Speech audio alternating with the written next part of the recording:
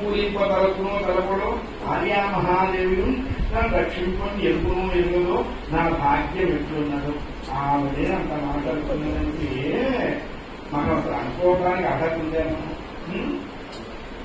ఇట్లా దుఃఖపడుతున్నది ఆవిడ శుభశకునంగా ఎడమగా నదిలి కొన్ని పక్షులు కిరకిరాలని చెప్తూ తల మీద నుంచి వెళ్ళిపోయి ఆవిడ ఆనందంతో తల ఎత్తి చూశాడు. ఏ బ్రాహ్మణునైతే తను పంపించిందో ఆ బ్రాహ్మణుడు ఎగురుతూ వస్తుంది. అంత ముసలి వారికి ఇంతకు ఇట్లా వచ్చిందన్నారు. వార్ధక్య శరీరానికి కానీ మనస్సు లేదు అని. ఎందుకన్నారు పరమాత్మతో సహచర్యం చేశాడు. వస్తూనే ఓ మాట చెప్పాడానికి అది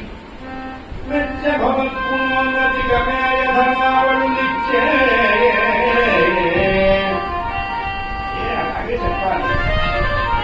ఏది చెప్పాలో ఎంత చెప్పాలో ఎక్కడి దాకా చెప్పాలో అదే చెప్పాలి. సీతారామ వారిని చూసిన తర్వాత ఆంజనేయ స్వామి వారు సోజంతా చెప్పాలి రాముడు గారికి. సీతను లంకలో అంటారే అది అనుమతి గొప్పతనం. బుద్ధి ఫలం యశోధైర్యం నిర్భయం నా అనువేద వినీవస్య నా ఐదుర్వేదధారణ ఇవన్నీ చెప్పారుగా. అన్ని లక్షణాలన్నీ ఉంటాయి. వాగ్వైభవం మధ్యమా పరా పశ్యంతి మధ్యమా వైఖరి ఇవన్నీ ఆవిడ ఇచ్చేది. శ్రీమద్ వాగ్భవపూరైక స్వరూప ముఖ పంకజ అని చెప్పారు. ఆవిడ ఇక్కడ ప్రకాశిస్తూ ఉండబట్టే ఈ వెలుగు వెలుగుతూ ఉన్నాం.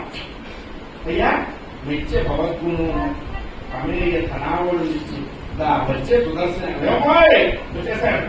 నువ్వు అనుకున్నది గ్రాండ్ సక్సెస్ అయిందమ్మా. నీ సత్యంతం శౌర్యం సర్వం నేను ఫలించాడు. కన్యక అంటే అవి ఏం చేస్తుందండి?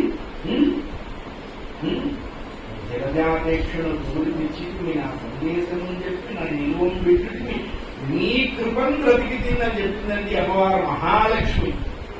నువ్వు లేకపోతే నేను చచ్చిపోయేదాన్ని. ఆయన నన్ను బ్రతికించావు, నన్ను నిలిపావు.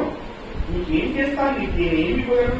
చేతులు జోడించి నమస్కరిస్తున్నాను అని చెప్పి శిరస్సు వచ్చి మహాలక్ష్మి ఆ బ్రాహ్మణికి నమస్కరిస్తే ఏమండి ఇంకా ఆయన పొందని దేవుడికి మహాలక్ష్మి యొక్క నమస్కారం పొందేవాడు ఆయన. సద్బంధు చింతామణి భూతుడాగ్రని సద్బంధు చింతామణి. ఇలా అయిపోయిన తర్వాత త్వరగా పెళ్లి కూతురుగా అన్ని అలంకారాలు ఇస్తే మనం కన్యాన్ని ఎవరికి తెలియదు, అందరికీ తెలుసు.